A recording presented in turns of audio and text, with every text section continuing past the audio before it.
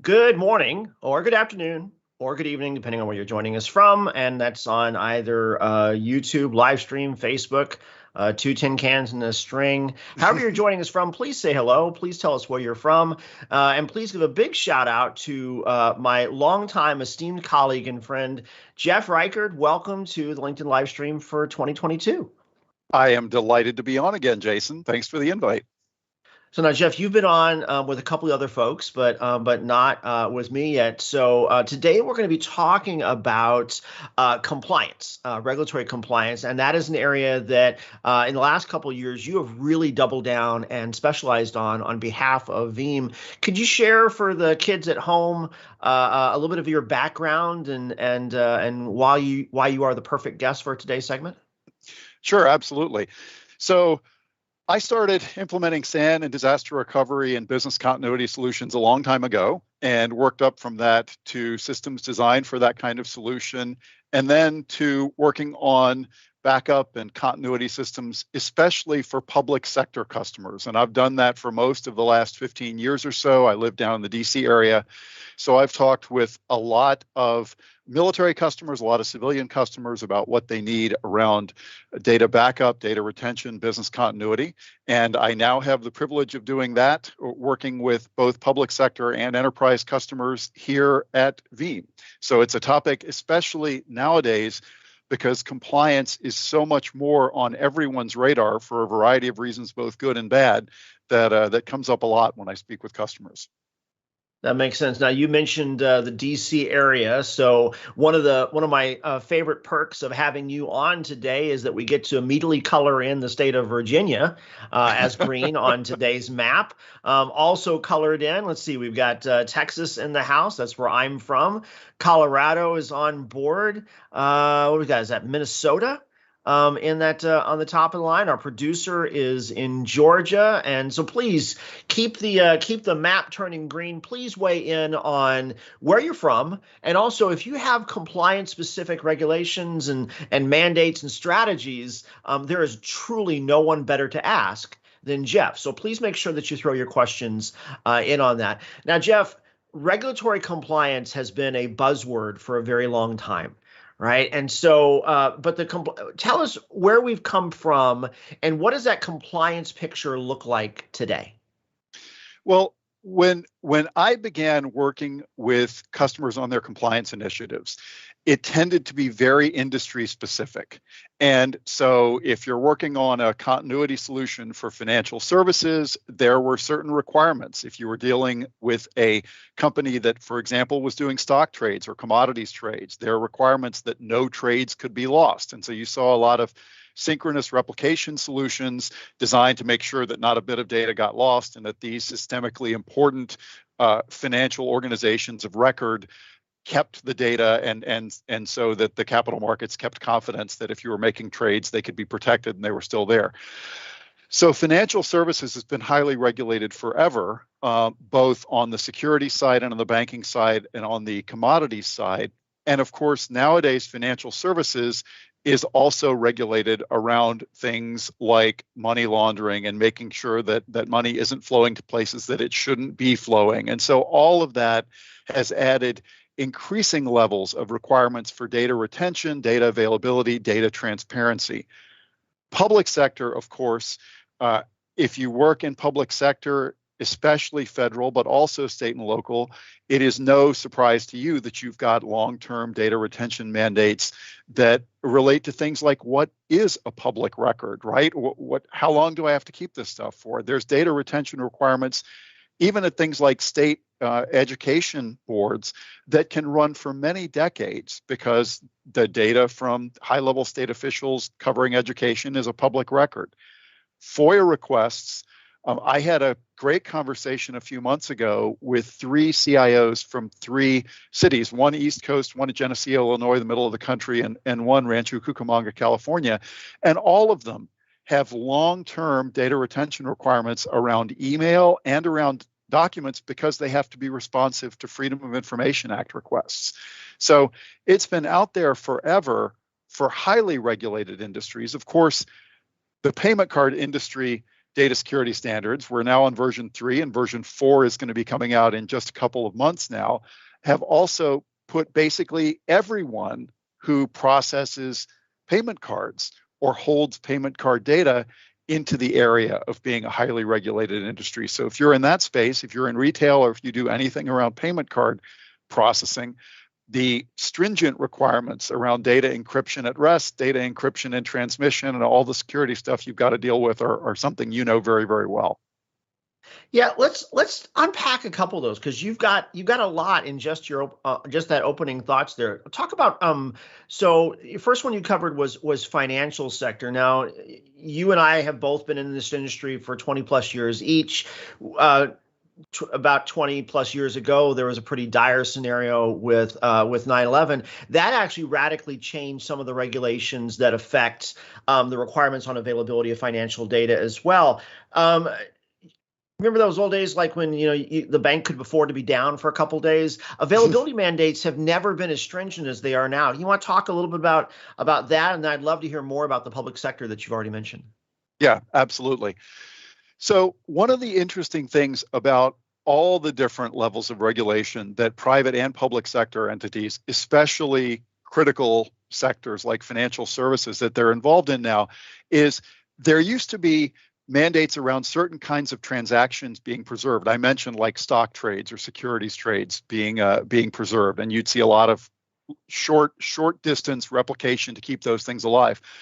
But one of the cool things, one of the interesting things about even things like privacy regulation nowadays is that there is a big kind of implied availability mandate, because if I have to be responding to someone who is asking me for what information does my company have about them as part of a privacy request, a data subject access request, it's not good enough. There's a timeline associated with that, and it's not good enough to say, gosh, sorry, we got hit by a tornado and we'll get back to you in 2 months with our answer to this inquiry that I am statutorily required to be able to answer.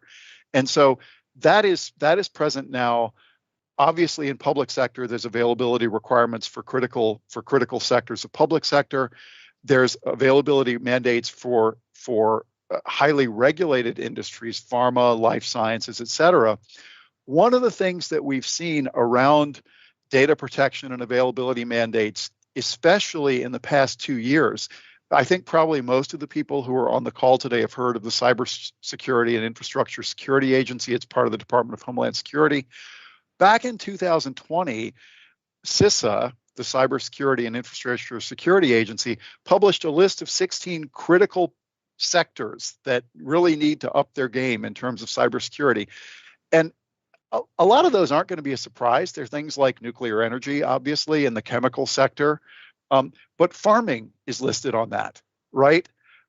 Public venues, things like stadiums, shopping malls where large numbers of people gather, are listed on that. Transportation is listed on that. So we have at this point security mandates coming down from the top level that are affecting really almost every sector in the economy. And a lot of analysts are expecting that we're going to see a lot more very specific prescriptive guidance around how you have to protect your data in those sectors this year. Okay, so that's interesting to me, because typically, like when I think about mandates around availability, I think of things like in the financial sector where, those core banks that do trading, they have to be available, because otherwise, if the plumbing stops, money stops moving and bad things happen to the economy. Right. I never thought about the assurance of availability from a client as from a subscriber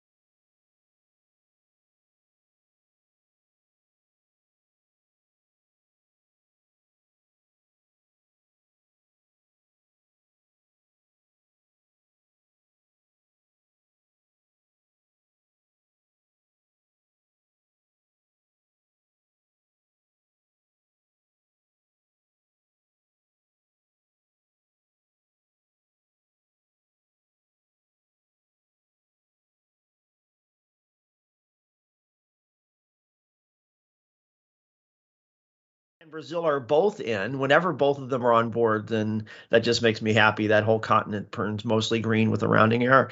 And then over in the old country, we've got, what is that, Algeria, maybe? South Africa, one of my most favorite places on the planet. And Saudi Arabia is in the house. So yes, so please keep chiming in.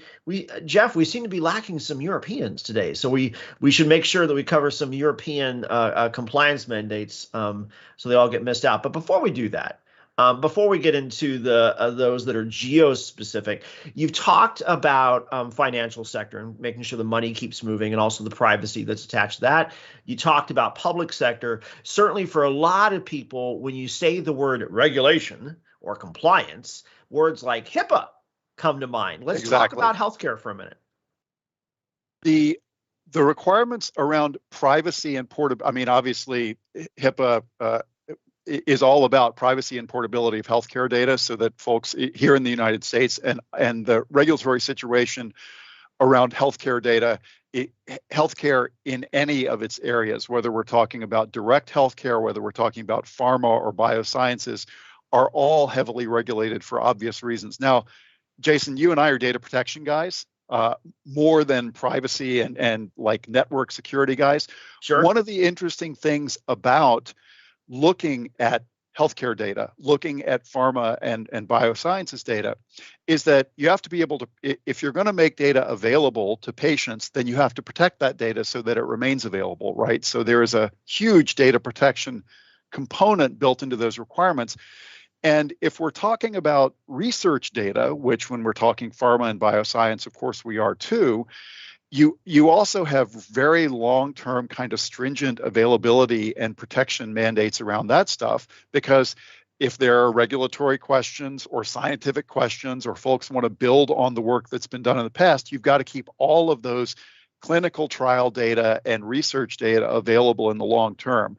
One of the, Jason, I think you've probably had the same experience. I've sat down a lot of times with folks in a lot of sectors, and if you sit down with people who work in financial services or in any element of biosciences and pharma, you typically are talking to people who have very mature security and data protection practices, because they have absolutely no choice, right? Yeah, but what I think is interesting is that when you think about things like security and boundary type protocols, those tend to be encompassing of the entire organization. We'll use healthcare as the example for this. But when you think about the kinds of data, Jeff, I like how you broke down the fact of different kinds of data are part of what mandates what kinds of protection policies should go with it. So even if you think about like a hospital, just because you are a hospital doesn't mean that all the data within that hospital network is subject to the same kind of regulation, right? You could be a publicly traded hospital that also has some provider financial stuff, and Word docs don't have the same requirements as X-rays, do they? Exactly. Your example of a hospital is great, because a hospital is processing some level of payment information, so they need to make sure they're keeping that secure. So PCI comes into effect. Obviously, there's electronic health records that bring in the whole constellation of HIPAA here in the United States and other patient regulations elsewhere. And then there's all the privacy and other things that they as a business are subject to, depending on what region in the world that they're part of. And the regional mandates, interestingly, are something, we're used to talking, we've been talking so far today about industry-specific compliance and what the custody and availability and retention mandates are around them. But GDPR, for our prospective attendees from Europe who are going to be on, GDPR made everybody sit back and say, wait a second, how am I keeping track of what data I'm holding on to, not just in my live data, but in my backups? And how can I be responsive to where I'm sending that stuff? We at Veeam, we have over 400,000 customers. We had to retool a lot of what we were doing around that. And I think probably everyone who's on the call today was in the same boat in their organization. Yeah, one of the things two things I always thought about from regulations, I'd love to get your opinion on this. The first thing is that for the most part, most regulations are not actually designed just to be hard for the sake of being hard. right? For the most part, the regulations are designed to mandate something that, frankly, if you are a responsible IT person, you probably should have been doing anyway. You should be holding data for an extended period of time because you might need it. You should be deleting data after that point because you shouldn't hold on to it forever. I mean, those seem like common sense things. We just put these fancy, glossy words around them that happen to have legalese. Is that fair? Right. It's completely fair. And while when you talk with chief compliance officers about this kind of thing, what you tend to hear is, look, regulation is forcing behavior that probably should have been, Jason, exactly like you said, that should have been the norm anyway. And when organizations are calculating, gee, do I really need to make sure that I have ransomware-proof backups, for an example that's near and dear to your and my heart? Or do I really need to make sure that I'm using multi-factor authentication on my systems to make sure that bad guys can't get access to administrative systems, or at least make it harder? Those are things we should have been doing anyway. But the advent of regulation, again, when you talk to CCOs, chief compliance officers, about this kind of thing, there have been numerous studies that show that as soon as you start regulating the behavior that we probably all should have been engaging in anyway, it becomes much, much less expensive to do the right thing than not to do the right thing. And just take a look at some of the GDPR fines, that's the top of our list on the last slide, that have been out there lately. And you can see that taking care of people's data and making sure that it doesn't get used or breached in ways that it shouldn't is a lot less expensive than not doing that, given the advent of privacy regulations. And actually, here we list GDPR, and I've been mentioning that because that's sort of the main flagship privacy regulation worldwide. But here in the United States, we have the California Consumer Privacy Act that will soon be superseded by the California Privacy Rights Act that got passed last year. We have other state-level acts that are in place, including pretty comprehensive ones in Virginia and Colorado that are coming down the pike.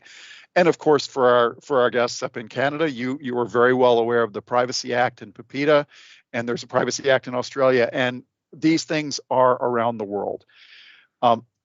With luck, we will get a federal privacy standard here in the United States that will make life easier for everybody to comply to, but we're not there quite yet. So I love the fact that in this case, let's give Europe credit, right? So Europe was the first one to kind of drive this GDPR, and that was a buzzword for several years in our industry of, what are you doing about GDPR? Well, we don't know yet, right? But then after it actually started to get teeth into it, and I love your observation on, if you're doing the right thing, and if you're adhering to this, actually cost of management actually goes down when you start applying best practices. I know that you do a lot of home improvement, and I think you would probably tell folks, if you maintain the stuff, it is much easier than having to fix it later. It's probably also true for your physical health as well. So I love the fact that as one part of the world starts to say, hey, we should handle privacy better, the other parts of the world seem like they're saying, hey, we should probably do that here as well. And arguably, most of us, our IT goes beyond water and continental borders. I imagine that if you're a global company, you're adhering to the superset of all of these. Is that the way to think about it? Not even if you're a global company. Even public sector entities have to be responsive to GDPR. The NIH has published guidelines for how to handle data from human subjects that are pulled into what different institutes at the NIH are working on, if those folks come from Europe, because those people are data subjects and their private data is governed by GDPR. So I could be a molecular biologist working for the NIH on a publicly funded study, and if I am working with data from human subjects in Europe, congratulations, I am now subject to GDPR. Got it. And again, just as a reminder, by the way, if for all the folks that are listening remotely in whatever countries or states that you're from, chime in with your favorite regs, or maybe favorite's not the right word, but whatever regs apply to your industries, if there's any others that we haven't captured yet. Okay, so we talked a lot about privacy, and I'm going to just go ahead and start assuming that anytime that there is a TLA, an FLA, or an SLA, or any other acronym that has to do with regulations. If there's a P, privacy is probably the default term for that. But those aren't the only kinds of regulations that we have, right? So you mentioned finance also has some special accommodations as well. Let's go back to that regional slide. You had regulations around accessibility and finance. Can you break those down for us? Sure. I alluded to this in the financial sector slide last time, but when we think about financial regulation, a lot of that is regional. If you look at enforcement actions around compliance that are brought by the US Treasury at this point, they are frequently brought because of violations of sanction regimes. And obviously, those are regional. Those are targeting specific nations or specific groups of people that have been deemed to be criminal actors or criminal gangs. And so, there was an enforcement action by OFAC, part of the U.S. Treasury, against a company in Hong Kong for buying components of plastic components, many, many tons of plastic components, resins, that they were filtering through a company in Thailand that they purchased from Iran. And they were violating U.S. sanctions on buying things from Iran. And there are enforcement actions like that go on all the time. These aren't financial sector. This was a chemical company that was buying plastic components, but they were attempting to evade U.S. sanctions in this area. And so folks all over the world have to be aware of where they're doing business, who they're doing business with. The phrase "know your customer" used to be really, really relevant in the financial sector because of money laundering and making sure that you weren't inadvertently participating in financial crimes. At this point, you could be a car company, you could be an agricultural equipment company, you could be in the business of making plastics, and you really have to make sure you know your customer, because these regional compliance mandates or specific government compliance mandates are going to affect you too. Wow. It's a very different world. Yeah. Okay, that's a great example. Let's see who else we're affecting. Speaking of crossing boundaries, let's see the map one last time and see where else we came in. So looks like Mexico's in. So all of the Americas are representing today, which is always nice. So thank you for that. Looks like I'm a little shy on my African topology, but I'm pretty sure that's Angola. And then we got India up in that northeast corner. So thank you all for joining in. And by the way, if you will tell us where you're from, Jeff will personally reach out for an hour of consulting time on regulatory compliance. And no, that's not true. But we do want to find out more about where you're from. All right. So Jeff, you gave us a pretty dire example on that last one of going through 3 or 4 countries and then where sanctions come in. Let's kind of make this real for how much gravity this can hold. You pulled together some stats from, I think it's from last year's data protection report, and we're just a couple weeks away from updating a couple of these stats, but I don't think they're going to change a whole lot. Talk about how you describe these when you're visiting with IT leaders responsible for compliance. Well, what I hope that we've been going through now is that essentially, and next week, just a teaser, Jason and I are going to talk about cybersecurity specifically and the compliance sort of shadow that we're all under because of cybersecurity specifically, as opposed to regional or industry specific. But the fact of the matter is, we're basically all in regulated industries right now because of the advent of IT. And when we asked in the Data Protection Trends Report last year, customers, what do you foresee your biggest challenge is going to be going into 2021? 1 out of 4, more than 1 out of 4, 26% said our biggest challenge is going to be meeting regulatory requirements and implementing the systems needed to meet those. When we asked, what are the impacts of downtime? If you have systems go down, 27% legal action, 26% we're going to lose our accreditation and not be able to do business anymore if we have downtime. And by the way, that goes across sectors, right? That's financial services, but it could also be energy. It could also be any other regulated sector. And this is the most telling one. And Jason, I know you and I both love to talk about the reality gap. We ask people, IT practitioners, the kind of people that, Jason and I talk with day in and day out, okay, where are things really? The business, the organization has certain expectations for how much data they can afford to lose. What's the truth?